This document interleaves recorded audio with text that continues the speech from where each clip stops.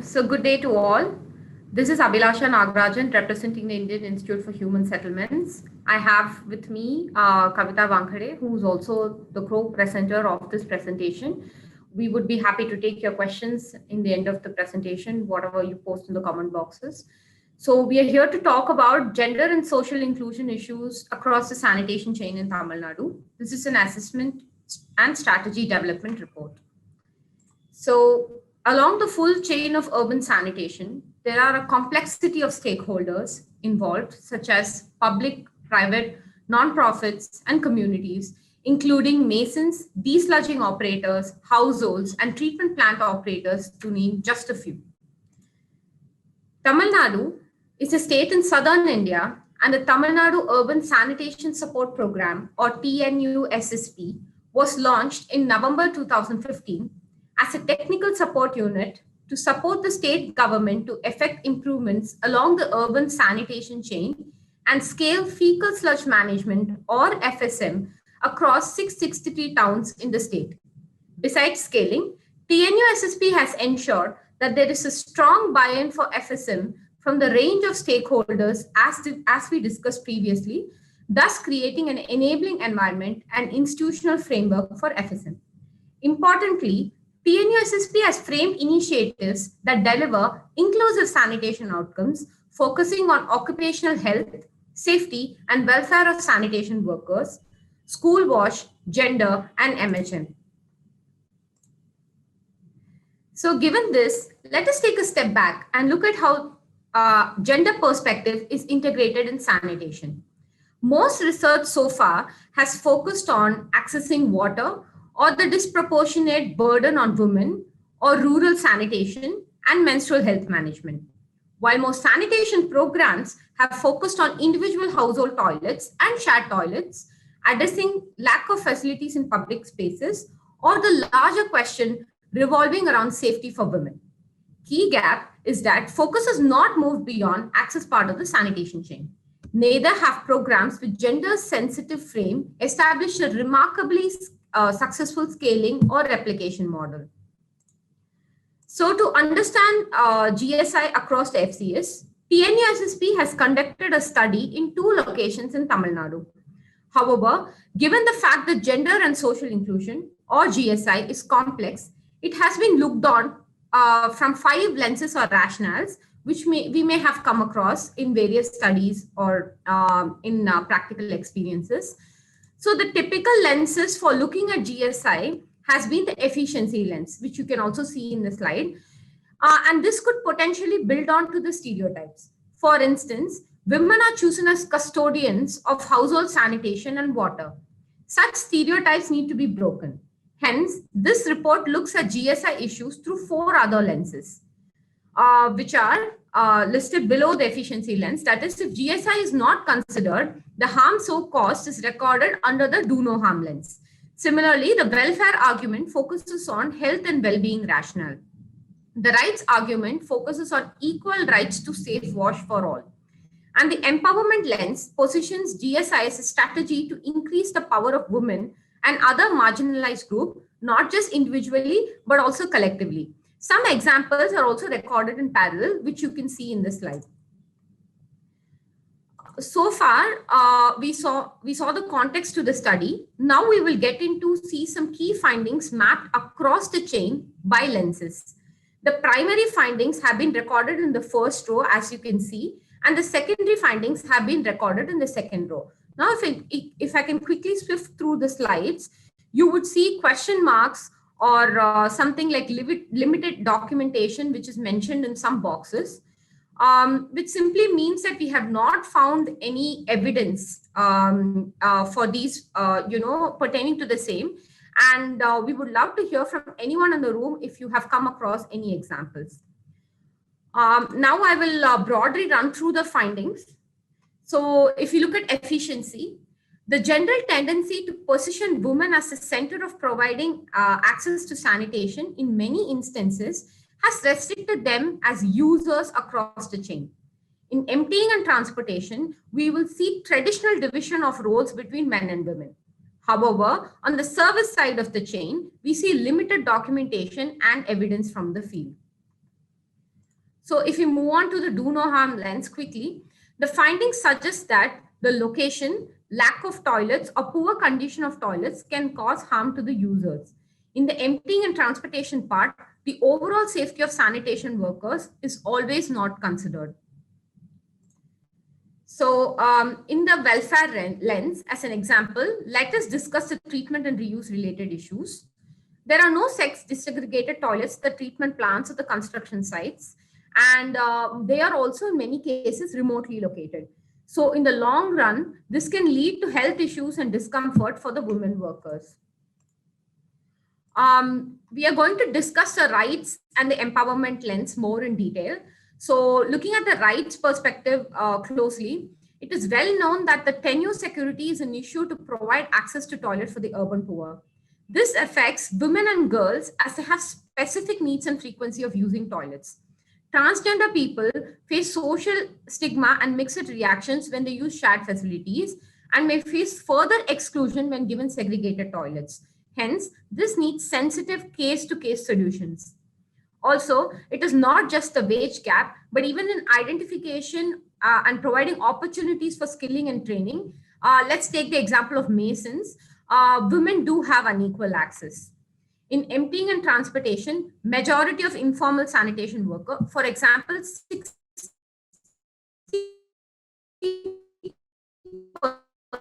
in our study area were to the security benefits.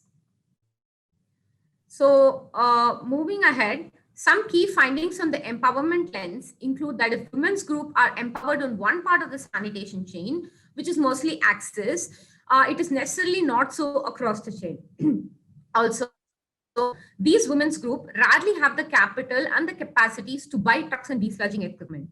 There are no women groups in our study area or women engineers coming together to take up contracts for managing or constructing FSTPs. So this is the end of key findings. We would also like to highlight that we studied solid waste management and menstrual health management, but they're not presented here for the lack of time. So since policy and governance are key drivers of GSI, we would slightly take a detour now to discuss the same. So governance is an important lever to position women from users to professionals. There is a clear imbalance in gender representation, especially as the roles get more technical and senior, according to our study findings. And also, gender responsive assessment and budgeting and its assessment is lacking.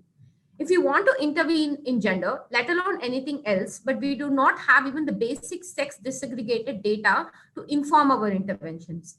And women do not often have access to mechanisms which enable equal access to credit, or those which encourage women to take tenders across the FCS. The larger picture around this is, however, the policy landscape. And over the years, we do see that policy and guidelines have recognized the need for gender mainstreaming, but the focus must move beyond access to look at the whole chain. And it must also recognize the interconnections of gender with age, disabilities, and the like. The Swachh Bharat Mission Urban in India is a good step ahead, and its implementation remains to be seen. So now we will see the broad findings and then move into specific recommendations for way forward. Overall, we must address the research gap on GSI issues across the FCS and advocate for policies, guidelines, and programming from this perspective. We must also look to strengthen women's agency across the chain by enabling women professionals, leaders, and entrepreneurs. The specific way forward is looked at from the city level as well as the state level in the Indian context. At the city level, it is necessary to ensure gender-friendly facilities such as toilets and also provide access to safe sanitation services to all. The equipment, tools, and vehicles must be ergonomically designed to suit everyone. The treatment facilities must also be gender-friendly to enable women staff to work at ease. It is absolutely needed to enable women and women groups to take technical roles and tenders along the FCS and link them to relevant institutions. There must be GSI standards for all roles we envision across the FCS. At the state level, to support these interventions, it is necessary to align budgeting and programming to GSI.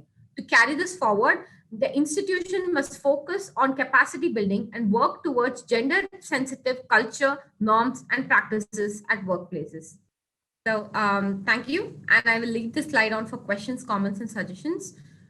You can visit our website to know more about our work, and also read more on gender and sanitation in the report mentioned in the slide. And you can also visit our social media handles to know more about what is happening in our program. Thank you.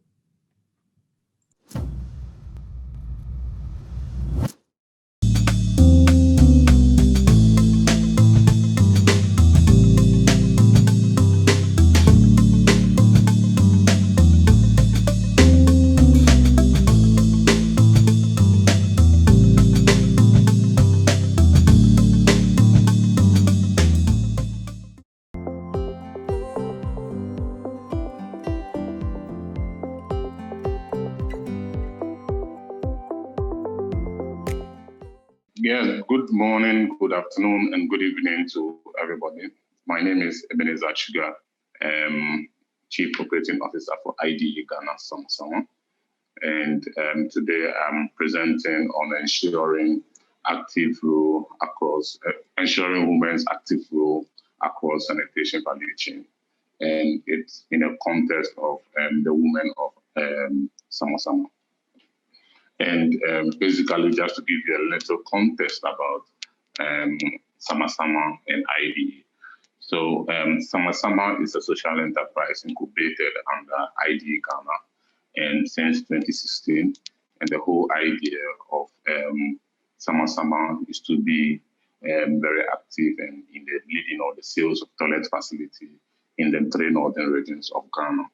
And the main thing that we started with is to be able to target the rural communities in the 3 northern regions to sell valuable products to the people in the northern region. What we did is to kind of like set up a brand which is going to be known for its value and what we do as a sanitation enterprise. So in 2016, we set up the Sama branding, trying to sell toilet facilities within the 3 northern regions. So we built up a model by trying to understand what the people want and then what they desire for. So we use an ACD approach to develop this. And we set up a one-stop shop, which allows customers or potential customers to just subscribe into our facility and then be able to get the toilet facility in a short period of time. So we designed, the engineers designed a toilet facility that actually kind of like considered all the relevant aspirations, desires, and the value for money for our customers to be able to kind of like acquire the toilet facility. And when we were able to find the product and develop the product, we designed a model which allows us to kind of visit household door to door by a door-to-door approach with the relevant stakeholders and also the sales agents that are trained to be able to sell our toilets from house to house.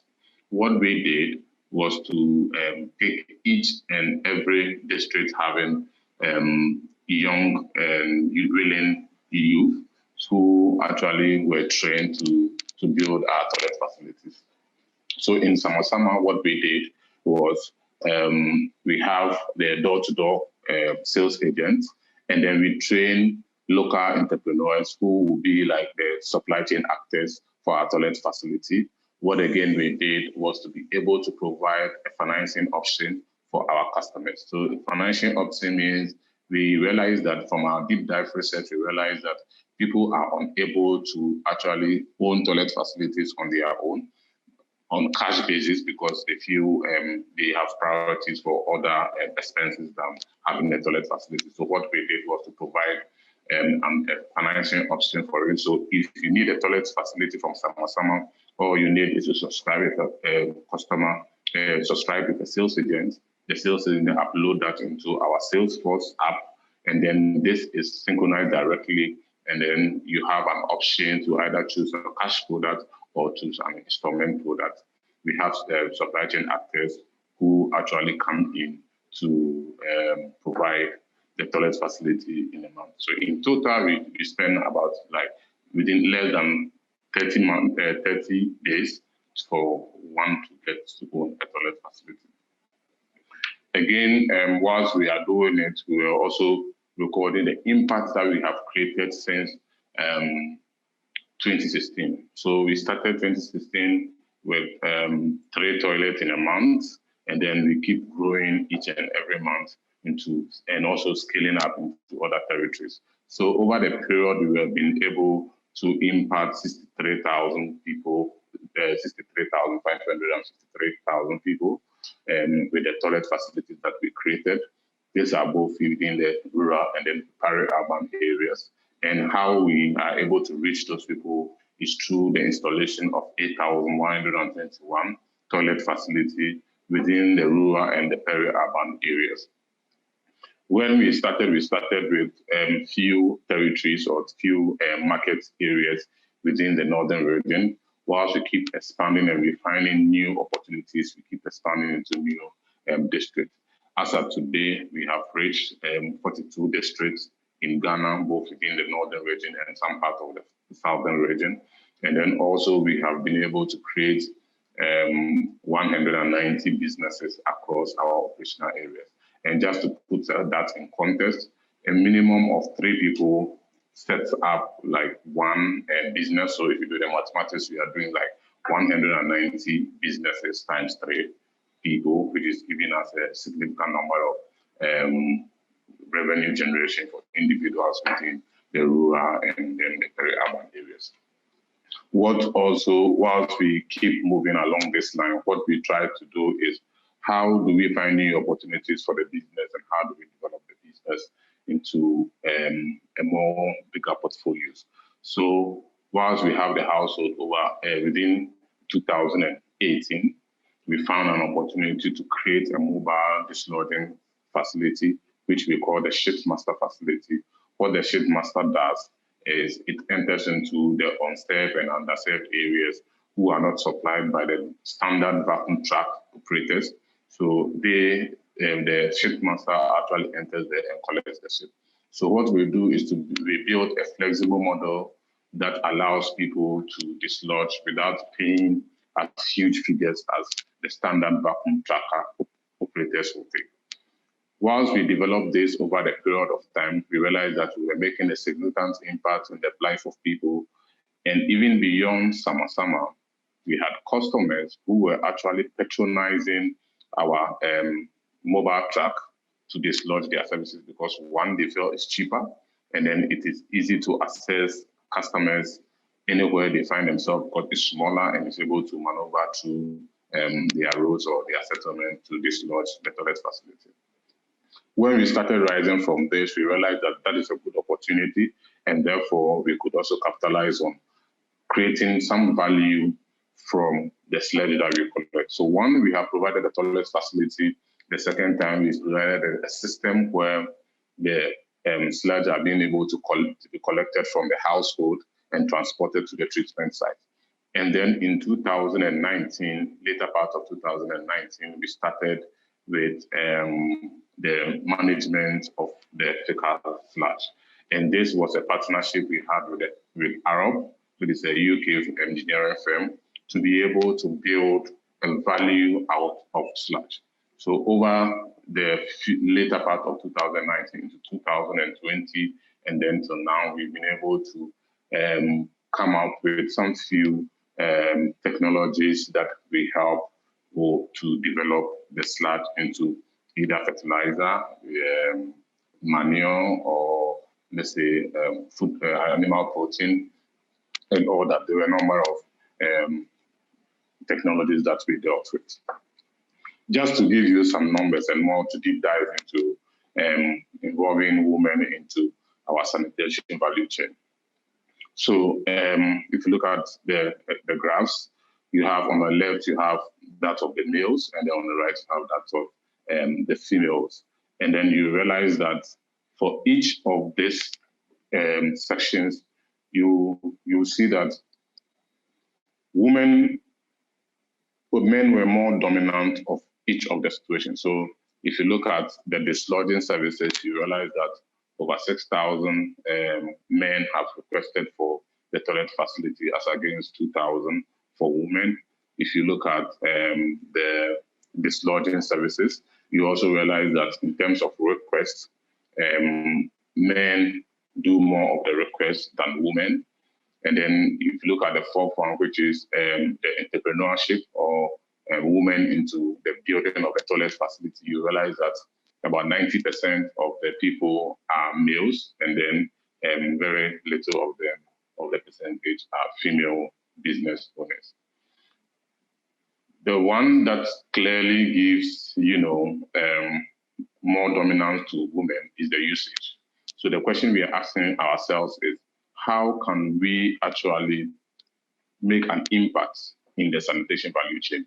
If the significant users are women, then it gives a clear indication that there should be more involvement of women in our sanitation value chain, and how we will be able to actually develop our models considering how women plays the role.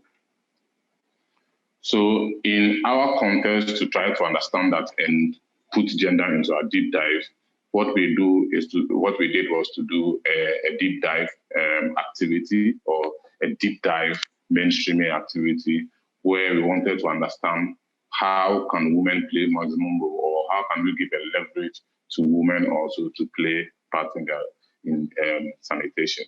So first of all, we tried creating a gender mainstream activity where women are encouraged and trained to involve sanitation in their daily activity. And also, we also considered some few instances where we visited the universities and then tried to kind of liaise with them to get young women who are in the engineering space, who are interested to also develop their skills to become our local entrepreneurs, so that we can have more women in the action of toilet production. Also, we tried considering young women in most of our sales. So if you look at our sales numbers in terms of those sales agents who do the door-to-door activity, most of them now, we have about 60% of our women who are, 60% of our sales agents who are now females, and this is intentional because we started scouting and looking out for interested young women who will be willing to sell a toilet facility. And whilst putting all these things in the process, what we came to realize is that we started having some ramp in our sales. We have like a number of increases in our sales numbers, because it is easier for women to actually enter into your household. They have that dedicated time to enter into the household and talk to their fellow women and be able to make some kind of like closing on each of the sales that they try to present. One of the key things that we also find out during our deep dive is that most of the times our women who are supposed to trigger the decision making are in the market at the time when the sales agents are visiting the household.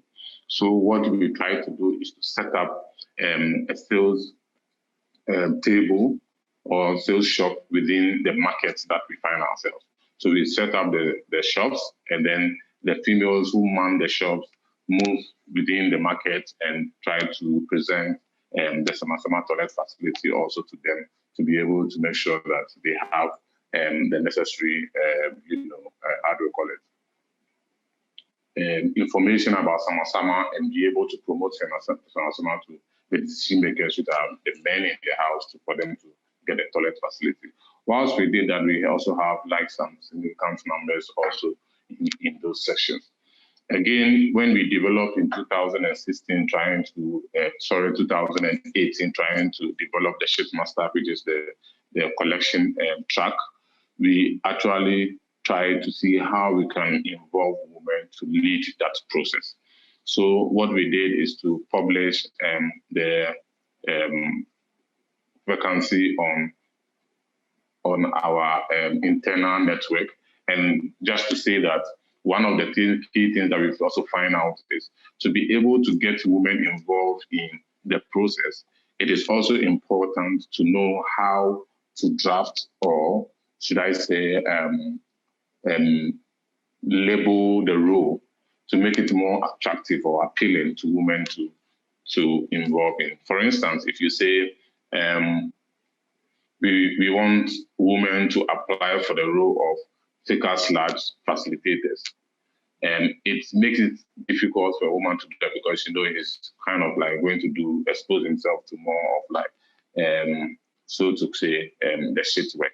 So we kind of decided to name that role as the Fecal/Management Fellowship, where it makes it easier for women to get involved. So we had a lady from the office who actually led in the call center, so she's able to receive the calls and screen the calls, be able to get feedback in terms of after service delivery, and then is able to also connect every feedback we have to other key staff within the office to do it. And one thing we also realized is that once the people calling, because most of the calls that comes in are from women that call. So in a household, if you go and dislodge the services, what happens is that the woman calls back to the office and say, okay, that was a good service, or I need an extra service, or this, probably give you some feedback to kind of like address the issue. So once they begin to know that it's women who are receiving and women who are interacting, it makes it easier and you can get like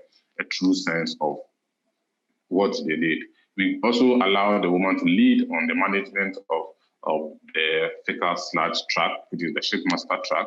So what they do is to do a routine maintenance with the operator to make sure that it's in good shape, and then they are able to manage the number of toilet facilities that we also dislodge. One other thing that is also interesting to say is that the lead for organizational relationship, in fact, we have other organizations that need our services on a routine basis. So maybe on like a monthly basis, they call for our services for us to come and dislodge the services.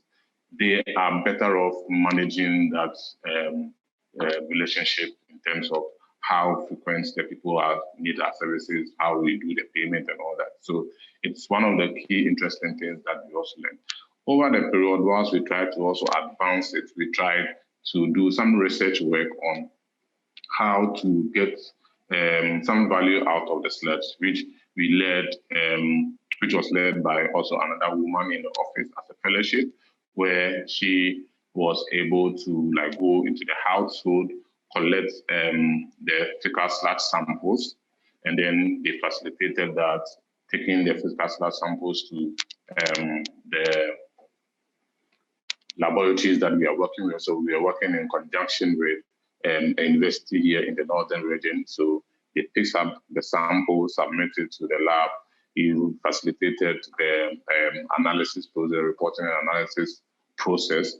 And then whilst we got that process done, we did the final analysis, and then we got to find out like we have like 4 potential products that we can develop out of the Fecal/sludge, depending on the characteristics or the quality of the sludge that we tested.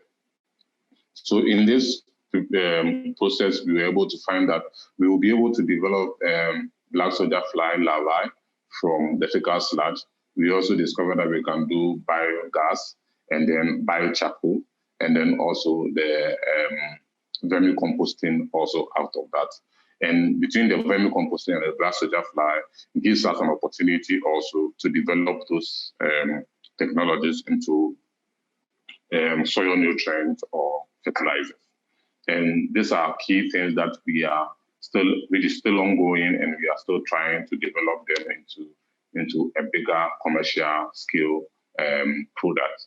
We are likely to, as it stands now, from the stakeholder engagement that we've done, we gave us a very good understanding of experiences in the past, and also the metrics that we use. We realize that we are likely more to align ourselves to the vermicomposting and the black soldier flies. And we hope to complete that study by July of this year and be able to develop a valuable product out of it.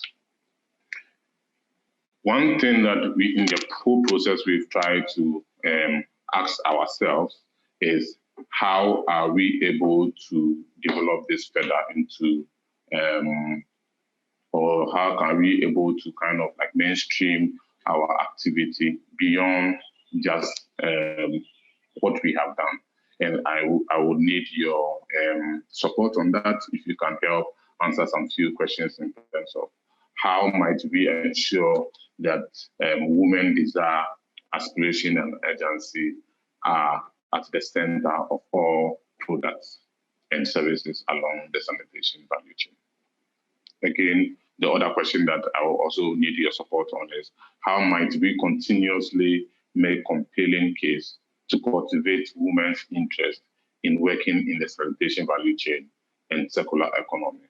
Again, we are asking this because we realize that although women plays a significant role in the sanitation value chain, there are very little that they can do in the process. And then also the thirdly, we want to know how does gender inclusiveness impact the selection of fecal slab treatment, technology, and technical design?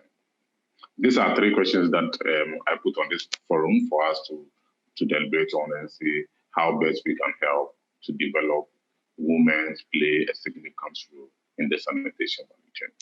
Thank you.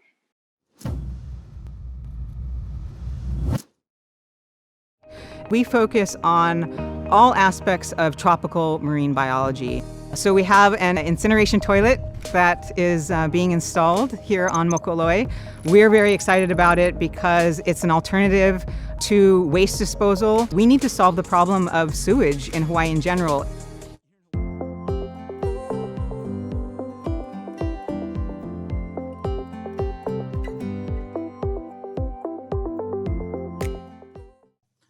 Good morning, everyone. I'm Sarith Sasidharan. I'm from Ernst & Young, EY. I'm part of EY's consulting practice focused on government and public sector. Today, I have this opportunity to present to you about our work we did in eastern part of India in a state called as Odisha. And as the title suggests, each for all and all for each, it's about inclusiveness, how we adopted inclusive practices in wash service delivery. I must admit that I am doing this presentation on behalf of many of my colleagues who are part of the technical support unit to the urban department in Odisha, and also the multiple government champions who have worked tirelessly towards what I'm going to present, and the community, people from the community, and most importantly, the women and transgender groups about whom I'm going to speak about. With that, I'll just start with my presentation. So basically it has three parts. I'm going to tell you about what we did. And the second part is how we went about it. And towards the end, the most important, the key takeaway and lessons which you all may want to take back. Starting with about our initiative. Odisha, a brief background, it's a state in eastern India. It's one of the leading state with as far as adoption of fecal sludge management practices is concerned. And I'll flip back to 2016 when the state had absolutely no, proper treatment mechanism for fecal waste. It was just 2%.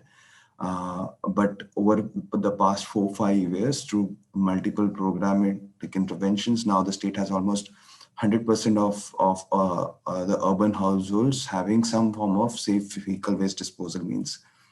While this grand milestone has been achieved, one of the key challenges that that Odisha faced in that journey was delivery of FSM or wash services through private sector. Odisha being primarily a rural state, there wasn't a significant presence of private sector in the state.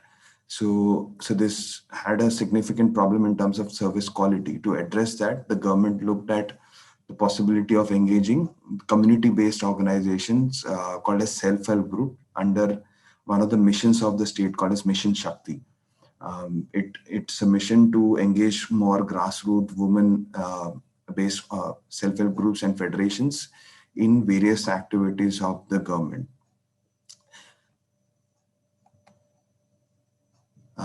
So as I mentioned, I mean, this whole initiative focused on, addressing the gap in sanitation service delivery, but by using community-based organizations as a means to deliver that.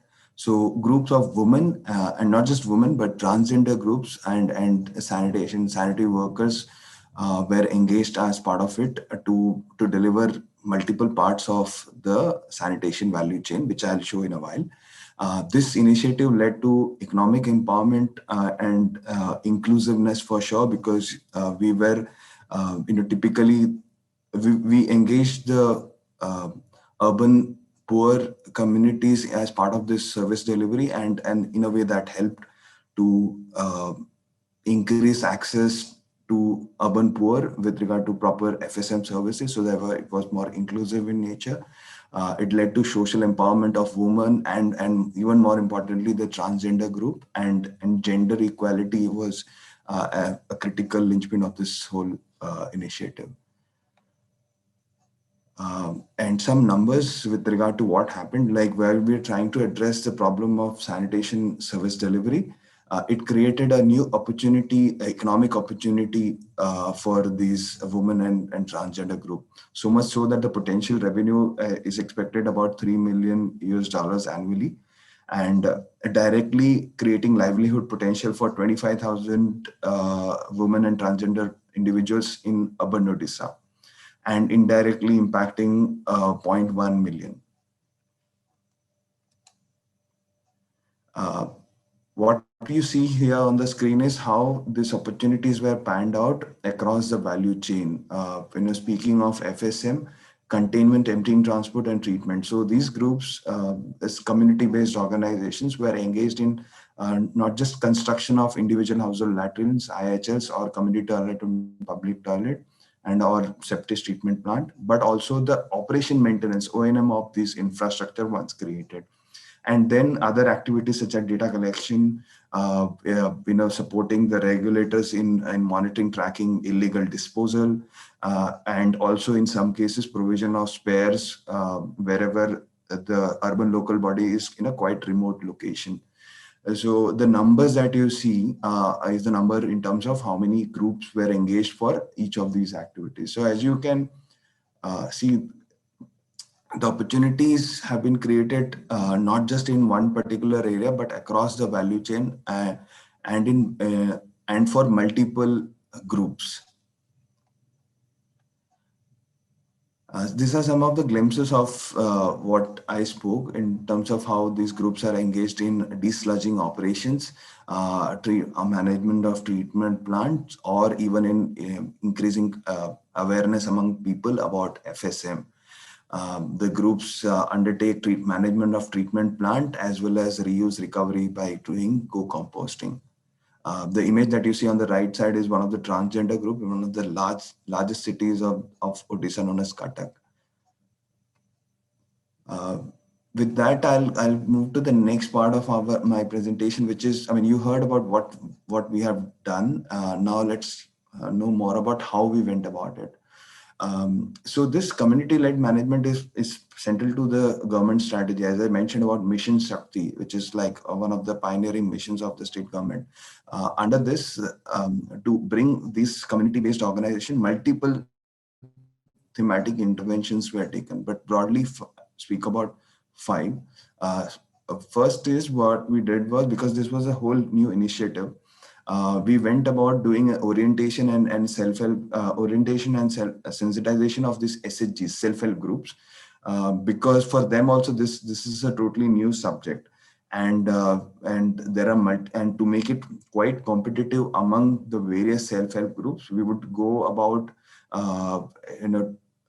meeting these various self-help groups and then telling them what this job entails, sensitizing them more about what is FSM. And then undertake an evaluation process to screen the best among the various self-help groups, SHGs, or even some cases, there's another structure called as area level federation. Once the SHG or area level federation is selected, the next part is doing their technical capacity building, where we train them about what the job is about, give them hands-on training and classroom training as well. focus some of the aspects such as, how their own institutional strengthening, about strengthening their groups, looking at intra-group dynamics and addressing those. Another critical aspect is how do we strengthen the arrangement between the groups which are going to deliver the service and the government agency, which is the urban local body which hires these agencies for the service. So the critical element to strengthen that relationship is the service contract. So we focused on this contract in terms of it having key elements like wages, termination clauses, other aspects like insurance, and so on and so forth. Created guidelines and SOPs which could guide these groups, once they complete the training and are handling it on a regular basis. And this was started through few pilots. It started with 4 largest cities of Odisha taking it up. Now it has been scaled to 10 cities. And as we speak, in a month, it will be scaled to an additional 30, which means about 40 cities will have septic treatment plants, or FSTPs, as we call it generally, managed by community-based organizations led by women or transgender groups. And this is how the entire process was carried out. I just showed it on a timeline. The orientation and identification process starts, over typically 2-3 weeks from the day you start. And then once you have selected a group, there is intensive handholding and capacity building to train them about the job that they're going to take over. And about 12 weeks or 3 months from the start date, the contract is finalized, where both parties have understood the contract, which both parties mean the self-help group and the ULB personnel, and there is this transfer of O&M operation maintenance activity to the self-help group, and then starts a long journey towards handholding and supporting this group. These are some of the pictures of the orientation that we give them. As I said, both on-site and in some cases classroom-based also.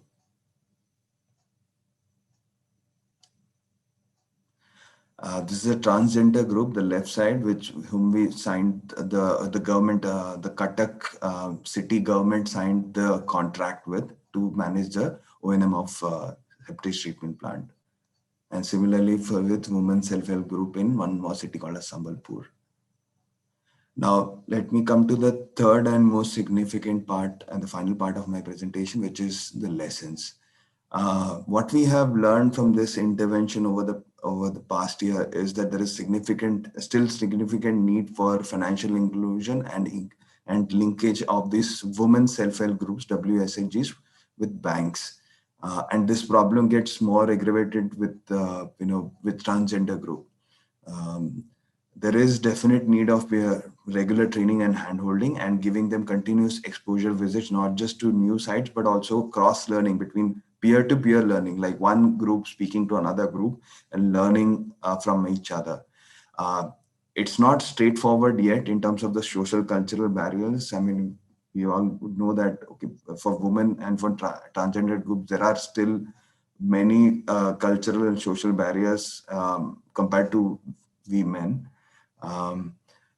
There are challenges with regard to collectivizing women into self-help groups itself. It's not, it doesn't get formed naturally. There is an effort to collectivize them into groups. And for the stakeholders from, let's say, from the general public or a government, or even for us, it's a lesson in terms of gender sensitivity. How do you work with transgender groups? So that kind of gender sensitivity training is extremely important for the stakeholders.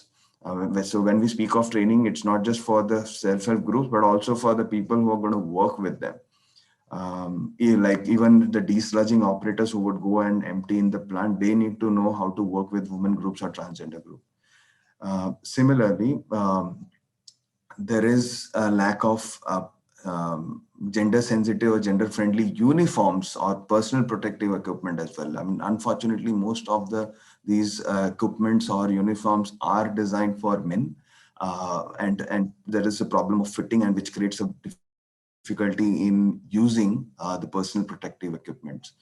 Ease of payment is a most important area that has to be ensured, where timely payments are done to the SHGs of Federation and ensuring that delays do not occur. As we go, I mean, for us, the target now is that we are targeting septic treatment plant for all our cities. So we'll have 180 SCTPs. Some of the key areas we are focusing on is how do we ensure compliance to SOPs, have gender sensitivity in all our dealings and interactions, emphasis on health and safety of the self-help groups, their regular capacity building and sensitization, and ensure that there are new revenue opportunities to reuse forward linkage, such as, how do you use compost or treated wastewater and create revenue out of that. The key takeaways for all of you. Number one, this community management of sanitation facility definitely has a positive impact on some of the SDG goals.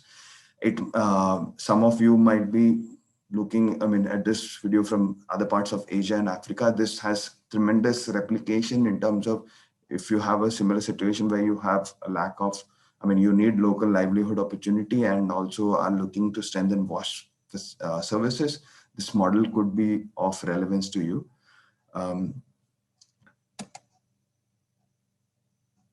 And there are some key aspects for success of this model. Like I mentioned earlier, like we got to focus on continuous building of technical capabilities. Financial literacy for this group is quite critical for them to learn how to manage their finances, how to, like for example, when they manage septic treatment plant or FSTPs, currently their annual turnover has sort of doubled. For them, for these groups, it's important to know how to manage this kind of finance, how to manage bank loans.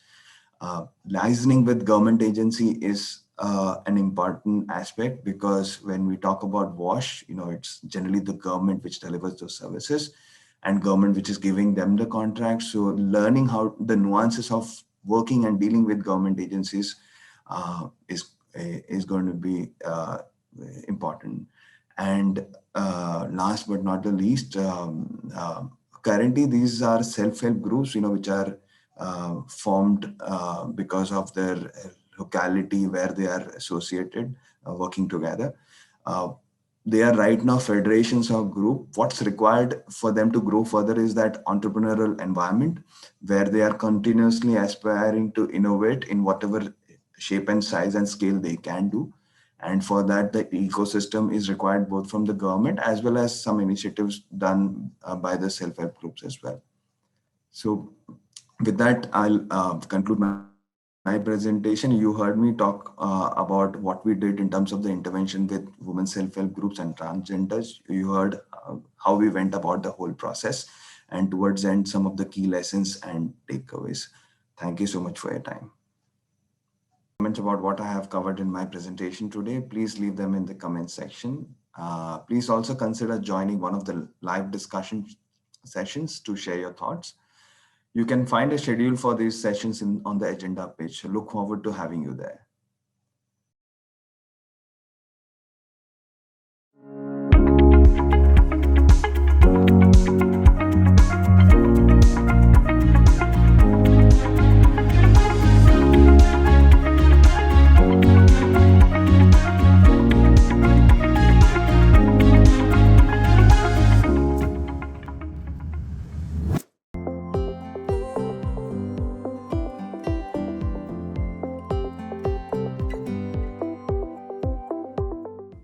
Hi, my name is Maneshka Eliatamby. Welcome to the Mainstreaming Gender in Urban Sanitation Systems presentation.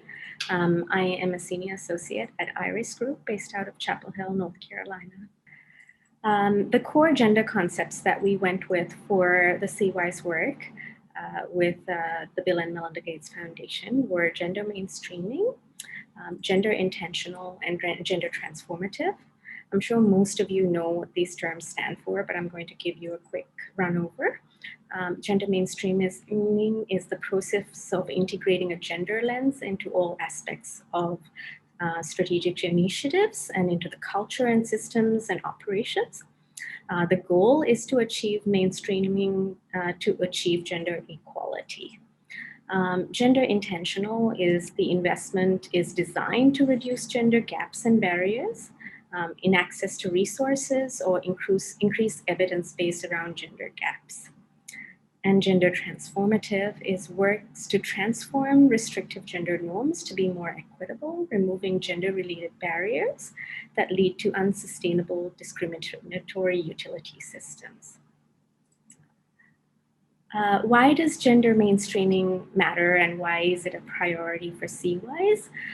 The CWIS vision itself builds gender into its strategy. In CWIS, they look to shift its narratives prioritizing inclusion, safety, and equity. And the contributions of gender mainstreaming our sanitation systems serve all people, including women and gender minorities. The second CWIS vision is to shift from technology and hardware to systems level change.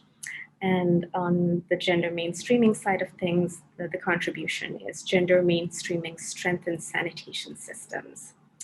Again, to CWIS, urban sanitation is a public sector good, and it is essential to good governance.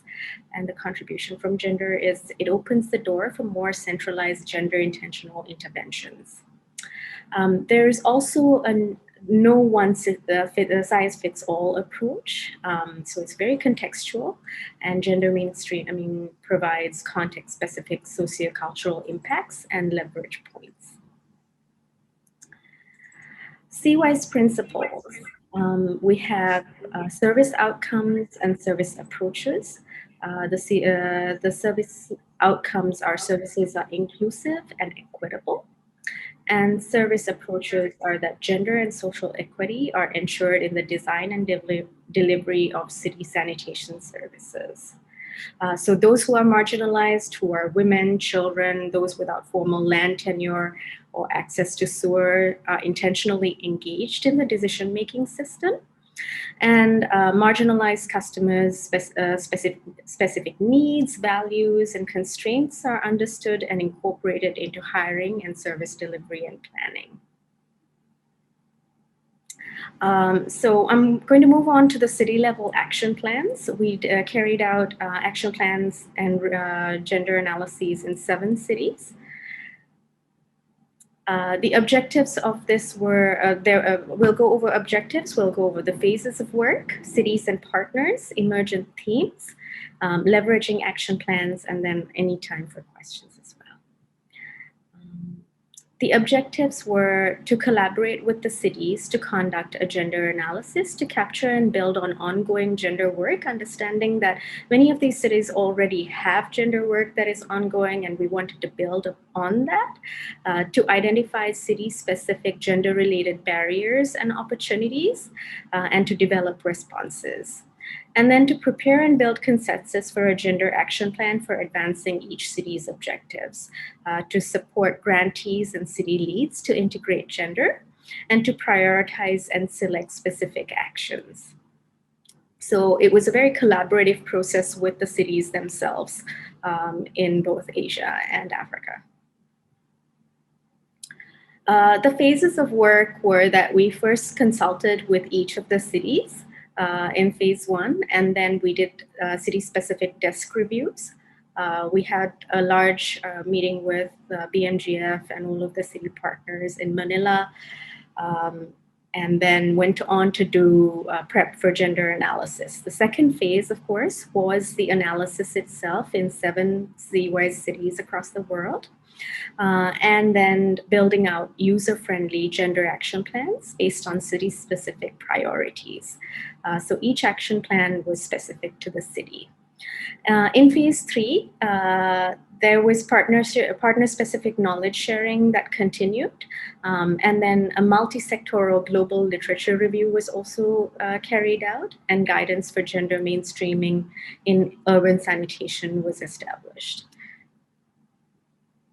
The city partners I'd like to recognize are the Kampala Capital Authority, the city of Khulna, Lusaka Water and Sewerage, SNB in Bangladesh, in the Indian Institute for Human Settlements, CEPT University, and the Narsapur Municipal Corporation, as well as the Greater Warangal Municipal Corporation and the Administrative Staff Colleges of India. Some of the emergent themes, and I don't have really the time to go over all of the themes that emerged, but here is a snapshot, sort of a 35,000 foot level snapshot of the emergent themes. They were access to toilet facilities. How did they differ according to gender? How did solid waste management affect women and gender minorities differently? The reuse of fecal sludge products, how can we integrate gender in this? Gendered roles across the sanitation value chain, entrepreneurship and business ownership across the sanitation value chain. This is quite important, considering that for the most part, women and gender minorities are not included in the sanitation value chain, traditionally speaking. And so there's a major push in the last few years to include women and gender minorities. What is the legal and policy level framework that affects this work? What are the country level policies that are gender inclusive and gender intentional? What is the stigma related to the sanitation value chain? Governance and political representation. How are women and gender minorities represented? What is the user interface? How does the user interface in each of the cities affect women and gender minorities differently, and how can we improve this? Inclusive design and maintenance and use. We also went into the cost benefits of engaging women and gender minorities, so to make both the social and the financial case for this. And then community and household sanitation, land tenure and property ownership. How does it affect women and gender minorities differently in sanitation? Menstrual hygiene management was a big issue because this is only now coming to the forefront. And then labor force participation in sanitation. There is much more behind all of these tiles, which I can't really go into in this short presentation. So each of the cities decided to leverage the action plans in their own ways, and it's really been quite exciting to see which of the recommendations each of the cities have gone with. So in the case of Khulna in Bangladesh, the city action plan was not only adopted in Khulna, the city, but it was actually adopted as a countrywide strategy to include women and gender minorities. And that has been super exciting to see. A similar process in Kampala and also another similar process in Lusaka. And I'm not highlighting each of the cities and how they have adopted the action plans here, but I encourage you to look at the action plans. They're available, and for you to see how we worked with the cities to assist them in their embracing of the action plans. So, as I mentioned, each of the cities is leveraging the action plans in their own way. In the case of Khulna, we have a city action plan that has morphed into more of a country level strategy to engage women and gender minorities. Similar processes in Lusaka and Kampala. Not enough time to really go into all of the details. I wanted to thank all of the cities for embracing the work on engaging gender in citywide integrative sanitation, and the Bill and Melinda Gates Foundation, all of the local consultants who contributed to this work, and also all of you for participating in this session. Thank you.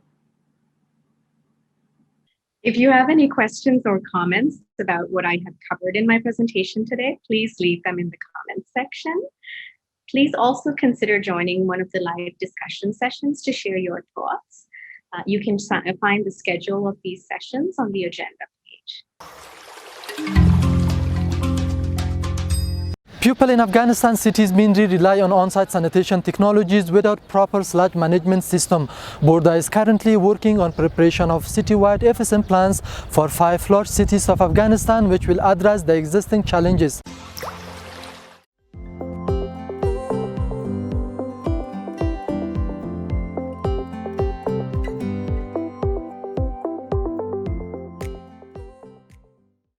Hi, this is Priscilla from IIHS.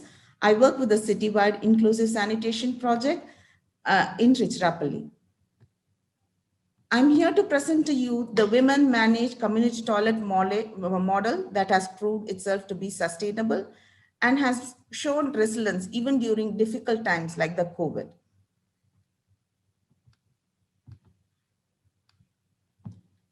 The SHE teams has been functional in Trichy almost from 1999, when the city corporation had constructed around 300 community toilets. These toilets have been functional for almost 20 years and they cater to almost 1 lakh users every day. These SHE teams are people organized from the local communities who are volunteers who are willing to maintain the community toilet in their areas. They have been mobilized and been sensitized and trained on how to maintain the community toilets.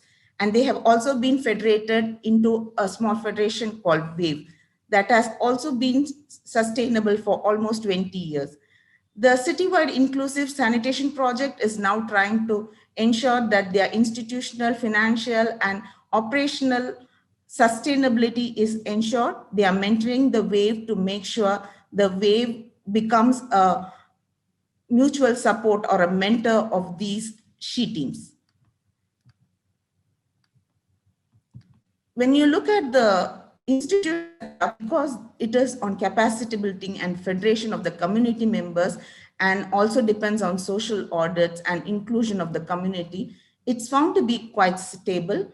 The financial sustainability is because a larger number of community toilets are maintained together. Some of those that are making profit are able to cross-subsidize those that have low footfall. And in addition, we are also trying to find other income generation activities that can be taken up by those community toilets that has low footfall. These women being socially inclined, we find that these women also go up for a lot of customer feedback. Even when they are appointing people, we find that they give employment to the physically challenged, to the deprived people, and thus they are found to be quite socially sustainable as well. Regarding the role of SHE team, as already said, the SHE teams were mainly formed for operational and maintenance of the community toilet, as there's a caretaker always sitting there. It's maintained clean and safe. Not only that, there is financial management and bookkeeping system that is put to place. There is a record keeping activity that is done, and there's a reporting that is being done to the city corporation and to the WAVE Federation. Periodic self-assessment as well as periodic self-assessment is done by the SHE teams. And you also find that there's a lot of ownership by the community because they are from the local area. Further, they also support the other SHE teams in their area that require their support. With regard to the role of WAVE, you will find that WAVE actually in the initial stages go to areas where there is no SHE team, motivate those people to start, sensitize them, and also give them the financial support to undertake their activity for the first 1 month. Later, their role is more on licensing with the city administration, monitoring, and whenever required, when there's a major repair or other activity that need to be undertaken, they give interest-free loan to them. And you also find that in some cases, they have to play the role of conflict resolution among the SHE team members, SHE team to community, and other activities as well. When you look at the operational improvements that we have been undertaking, very systematically, weekly, monthly, quarterly, and other activities have been systemized, and implementation protocols are into place. A very simplified record keeping system is being placed. What we are trying to ensure is a repair and maintenance protocol, as many of them are quite old. We are trying to institutionalize the repair and maintenance protocol. And WAVE has also started to have frequent visits, and there's a very clear SOP for WAVE on activities that they need to be undertaking. For accountability, you find that the SHE team has display boards, self-assessment scorecard, and WAVE conducts monthly zonal meetings, surprise visit. And there's also one local NGO partner who helps to sustain the whole functioning of the system. What we are trying to improvise is on the electronic client feedback system that the city administration is trying to enforce, so that a better customer feedback can be received. With regard to the institutional strengthening, the SHE team has a very systematic meeting that has been now institutionalized. And apart from that, we are insisting that the decision-making process is built through consensus. We are also trying to establish a grievance redressal mechanism in place. WAVE has now started up a lot of other activities like the zonal meetings, and they are also trying to form new SHE teams. As already said, the city has around 300 community toilets, of which around 150 are under the fold of WAVE. They are trying to have more SHE teams formed so that the entire city can be covered through it. With regard to financial sustainability, you find that there's a small user fee that is being collected, record keeping in place, periodic audit by our statutory auditors are also being undertaken. And you find that WAVE is trying to cross-subsidize wherever there's a profit-making public toilet available, then they are trying to cross-subsidize those community toilets that are in need. What has to be still strengthened is the additional income generating activities that can be undertaken by cities that has low footfall. And with regard to capacity building, you find that a large number of trainings have been conducted with regard to institutional strengthening, record keeping, maintenance, and all those things. We are also planning to have other trainings on leadership building also, so that the SHE teams become more sustainable. And you find that even during period like COVID-19, the SHE teams have shown, have been very effective. Though there was no transport system, the community toilet continued to function. You find that this was one of the most crucial period when the community toilets were needed, because most of the users were at home. The usage of community toilets increased, and these people, women actually showed a lot of strength. They continued to maintain it clean and neat.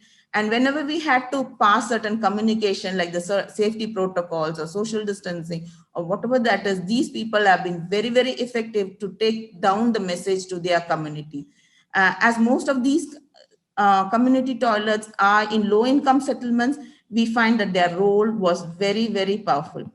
And when we look at the other impact created by these community-led model of maintaining community toilets, there were a lot of press appreciating them for even continuing their work during the COVID time. The government of India has awarded it the FICCI award for best non-profit model in sanitation.